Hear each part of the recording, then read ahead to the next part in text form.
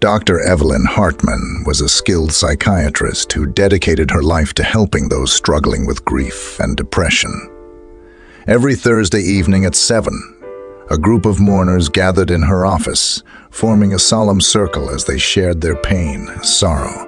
Their stories weighed heavily on her heart, but there was one individual who stood out amongst the rest. Aidan, a middle-aged man with vacant eyes and disheveled hair, had lost his wife just 2 weeks ago.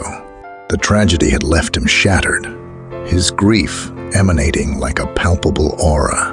Aidan's pain was raw. His voice trembled as he spoke about how his wife had died in a tragic accident, leaving him haunted by thoughts of ending it all.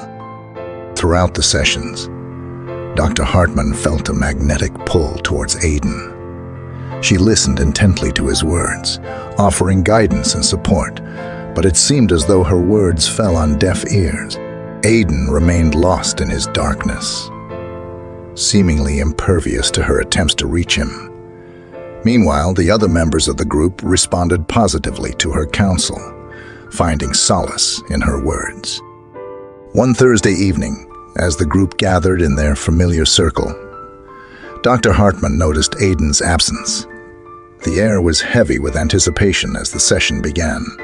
Unable to contain her concern, she asked if anyone had seen Aidan. To her surprise, the members of the group exchanged knowing glances and turned their gaze behind her. Dr. Hartman slowly turned around. There stood Aidan, his sorrowful eyes locked onto hers. His presence was unsettling, and his words sent a chill down her spine.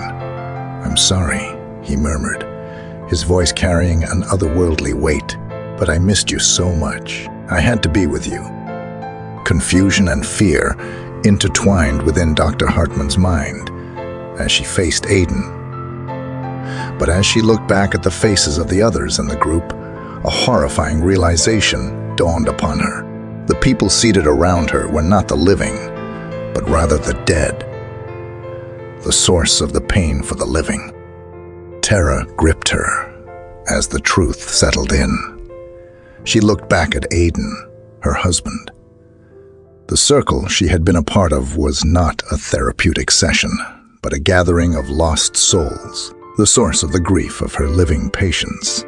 At the center of it all, Dr. Evelyn Hartman was not the psychiatrist offering solace, but the woman, the wife that Aidan described.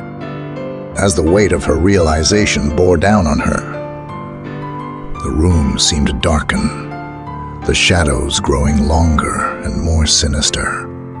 Aidan's voice echoed in her ears, chilling her to the core.